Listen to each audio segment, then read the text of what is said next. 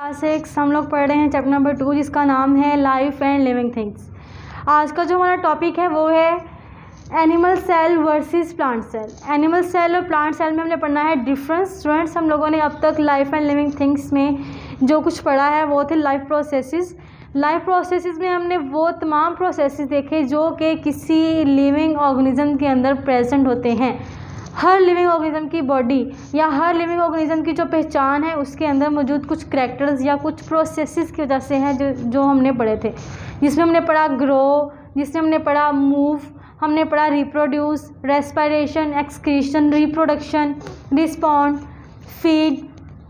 तो ये वो वाले प्रोसेसेस है जिनकी बेस पे हम कहते हैं कि कोई ऑर्गेनिज्म, कोई भी चीज़ जो है वो लिविंग है। उसके बाद हम लोगों ने पढ़ा माइक्रोस्कोप के बारे में कि माइक्रोस्कोप क्या होती है और उसे हम किस लिए यूज़ करते हैं। उसके हमने टाइप्स पढ़ी थी, उसकी दो तरह की टाइप्स थी, एक था लाइट माइक्रोस्कोप और दूसरी थी इलेक्ट्रॉन माइक्रोस्कोप। हमने उसके बाद में पढ़ा सेल कि सेल क्या है। स्टूडेंट्स, हम लोगों ने पढ़ा था कि सेल जो है वो बेसिक यूनिट ऑफ लाइफ है। सेल जो है वो एक यूनिट ऑफ लाइफ है। किसी भी लाइफ की जो बुनियाद है वो एक सेल है। सेल से कोई भी ज़िंदगी शुरू होती है। तो आज हम पढ़ेंगे प्लांट सेल और एनिमल सेल में डिफरेंस के जो प्लांट सेल और एनिमल सेल है उसमें क्या डिफरेंस है। शुरू करते हैं। सबसे पहले है सिमिलैरिटीज़, वो चीज़ें, वो कैरेक्टर्स, वो फंक्शंस जो कि एनिमल और प्लांट सेल में सेम है। स्टूडेंट्स, हम कहते हैं कि एनिमल जो है वो एक जानदार है, जिंदा ऑर्गेनिज्म है। साथ में हम कहते हैं प्लांट्स भी जो है वो लिविंग ऑर्गेनिजम्स हैं, जिंदा जानदार हैं। अब उनके ज़िंदा जानदार होने की क्या पहचान है, उनके अंदर मौजूद कुछ करैक्टर्स, अब उनके अंदर कुछ सिमिलैरिटीज़, कुछ एक जैसे करैक्टर्स भी हैं। वो क्या है? Animals and plant cells have similar jobs to do. अगर हम देखें तो एनिमल्स और प्लांट सेल्स हैं, उनके अंदर कुछ ऐसे फंक्शंस हैं, कुछ ऐसी जॉब्स हैं जो कि वो एक जैसे ही परफॉर्म करते हैं, जो कि उनकी लाइफ के लिए बहुत ज़रूरी हैं। एक ही फंक्शन, एक ही काम जो कि प्लांट की लाइफ के लिए भी बहुत ज़रूरी है और एनिमल की लाइफ के लिए भी बहुत ही ज़रूरी है। वो क्या है? दे टेक इन फूड, खुराक लेना। खुराक लेना जितना जानवरों के लिए ज़रूरी है, इंसानों के लिए ज़रूरी है, उतना ही पौधों के लिए ज़रूरी है। जैसे कि आपने देखा होगा हम लोग जिंदा रहने के लिए खाते हैं, खाना खाते हैं, पानी पीते हैं, उसी तरह से प्लांट्स को भी ये चाहिए। प्लांट्स क्या करते हैं? पानी उन्हें ना मिले तो वो मुरझा जाते हैं। अगर उन्हें धूप में ना रखा जाए तो उनके अंदर खुराक नहीं बनती, खुराक नहीं बनेगी तो वो खुराक इस्तेमाल नहीं करेंगे, वहाँ पे भी वो क्या हो जाएंगे? मुरझा जाएंगे। इसका मतलब उनके लिए भी खुराक बहुत ही ज़रूरी है। सेकेंड है रिलीज़ एनर्जी, एनर्जी को रिलीज़ करना। हम लोग जब खाना खाते हैं या कुछ अब अपनी बॉडी में एनर्जी बनाते हैं तो एनर्जी बनाने के बाद हम एक्टिविटीज़ करते हैं, काम करते हैं। अब अगर हम बोल रहे हैं या हम कोई भी काम कर रहे हैं तो उसमें एनर्जी रिलीज़ हो रही है, एनर्जी इस्तेमाल हो रही है। अब वो जो एनर्जी रिलीज़ हो रही है हमारी बॉडी से, वो काम की शक्ल में रिलीज़ हो रही है। हमारी बॉडी से जो एनर्जी है वो हीट की शक्ल में भी रिलीज़ होती है। तो जो एनर्जी है वो जिस तरह से हमारी बॉडी से रिलीज़ होती है उसी तरह से वो पौधों की लाइफ की बॉडी से भी रिलीज़ होती है। थर्ड है get rid of waste. Get rid of waste का मतलब है कि जितने भी वेस्ट मटेरियल्स होंगे उनको बॉडी से निकालना, उनसे निजात पाना। हमने हमारी बॉडी में वो वाले मटेरियल जिनकी हमें ज़रूरत नहीं होती हम उनको निकाल देते हैं। जैसे कि कार्बन डाइऑक्साइड हमारी बॉडी के लिए बहुत ज़्यादा ख़तरनाक है, बहुत अच्छी नहीं होती, हमें उसकी ज़रूरत नहीं होती, तो हम लोग क्या करते हैं? सांस सब अंदर लेके जाते हैं तो एक उसी वक्त में सांस को बाहर भी निकालते हैं। सांस को जो बाहर निकालते हैं वो बेसिकली हम कार्बन डाइऑक्साइड को बाहर निकालते हैं। इसी तरह से अगर हम प्लांट को देखें तो प्लांट्स की बॉडी के अंदर कार्बन डाइऑक्साइड की ज़रूरत होती है लेकिन ऑक्सीजन उनको नहीं चाहिए होती, तो वो ऑक्सीजन को बाहर निकालते हैं। तो जो वेस्ट प्रोडक्ट्स हैं उनको अपनी बॉडी से बाहर निकालना, उनसे निजात हासिल करना, वो भी जितना जानवरों के लिए ज़रूरी है उतना ही पौधों के लिए भी ज़रूरी है। फोर्थ है ग्रोथ एंड रिप्रोड्यूस। ग्रो करना, जितना ग्रो करना जानवरों इंसानों के लिए ज़रूरी है उतना ही ग्रो करना जो है वो पौधों के लिए भी ज़रूरी है। हर जानवर छोटा होता है, जब वो पैदा होता है तो वो छोटा होता है, आस्ता आस्ता उसकी एज के साथ साथ उसकी ग्रोथ होती रहती है। उसी तरह से अगर हम देखें तो प्लांट्स भी ग्रो करते हैं अपने टाइम के साथ साथ, एज के साथ साथ बढ़ते हैं। रिप्रोड्यूस पैदा करना, जिस तरह से जानवर अपने जैसे जानवर पैदा करते हैं उसी तरह से पौधे भी अपने जैसे ही आगे पौधे हैं उनको प्रोड्यूस करते हैं, पैदा करते हैं, अपनी नस्ल को बढ़ाते हैं। तो ये वो जॉब्स हैं जो कि जितनी एनिमल्स के लिए ज़रूरी हैं उतनी ही प्लांट्स के लिए ज़रूरी हैं। तो एनिमल और प्लांट सेल्स में जहाँ पे सिमिलैरिटीज़ है वो हमने पढ़ ली हैं। नेक्स्ट हम देखेंगे डिफरेंसेस। वो वाले फंक्शंस, वो वाली चीज़ें जिनकी बेस पे हम कहते हैं कि एनिमल सेल और प्लांट सेल थोड़े एक दूसरे से डिफरेंट हैं, मुख्तलिफ हैं। तो स्टूडेंट्स एनिमल सेल को देखें तो एनिमल सेल के अंदर कुछ ऐसे स्ट्रक्चर्स प्रेजेंट हैं जो कि प्लांट सेल में भी प्रेजेंट होते हैं। अगर हम देखें तो एनिमल सेल में न्यूक्लियस होता है, साइटोप्लाज्म होता है, सेल मेम्ब्रेन होते हैं।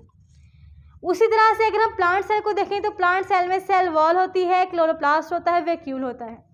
स्टूडेंट्स क्लोरोप्लास्ट और सेल वॉल ये वो दो अजाफी स्ट्रक्चर्स हैं, एक्स्ट्रा स्ट्रक्चर्स हैं जो कि एनिमल सेल में प्रेजेंट नहीं होते, सिर्फ और सिर्फ प्लांट सेल में प्रेजेंट होते हैं, जिसकी बेस पे हम कहते हैं कि प्लांट सेल एनिमल सेल से डिफरेंट है।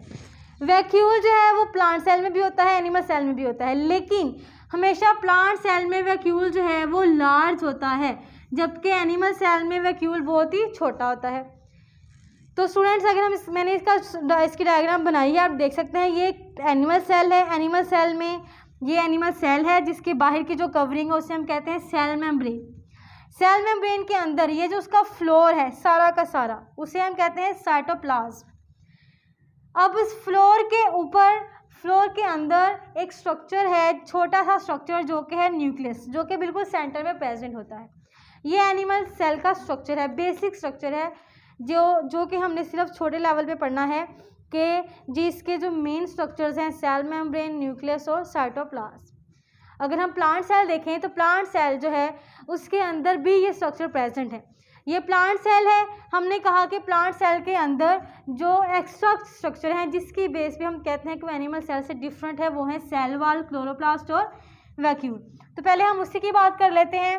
ये एक प्लांट सेल है, प्लांट सेल में सबसे आउटर जो कवरिंग है वो है सेल मेम्ब्रेन। एनिमल सेल हो, प्लांट सेल हो, दोनों की सबसे आउटर जो कवरिंग होगी, लेयर होगी, वो होगी सेल मेम्ब्रेन। यहाँ पे प्लांट सेल जो एनिमल सेल से डिफरेंट है उसकी वजह क्या है कि प्लांट सेल में सेल मेम्ब्रेन के अंदर, सेल मेम्ब्रेन के बाद जो लेयर होती है वो होती है सेल वॉल की, सेल वॉल प्रेजेंट होती है।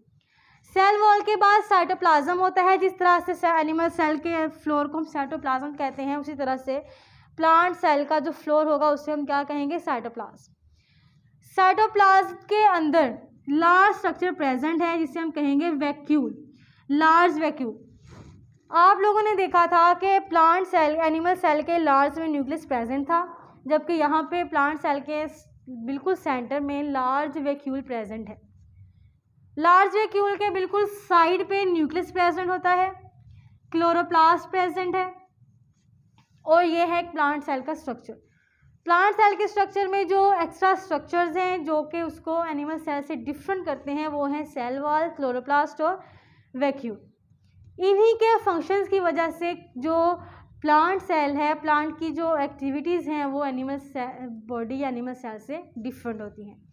तो स्टूडेंट्स ये था प्लांट सेल एनिमल सेल का डिफरेंस। हमने आज जो है वो टॉपिक पढ़ा जिसमें हम लोगों ने प्लांट सेल और एनिमल सेल्स का कंपैरिजन किया, जिसमें हमने उसकी सिमिलैरिटीज़ भी देखी और डिफरेंस भी देखे। सिमिलैरिटीज़ में हमने देखा कि जिस तरह से एनिमल्स को खुराक चाहिए, प्लांट्स को भी खुराक चाहिए। जिस तरह से एनिमल्स एनर्जी रिलीज़ करते हैं, प्लांट्स भी रिलीज़ करते हैं।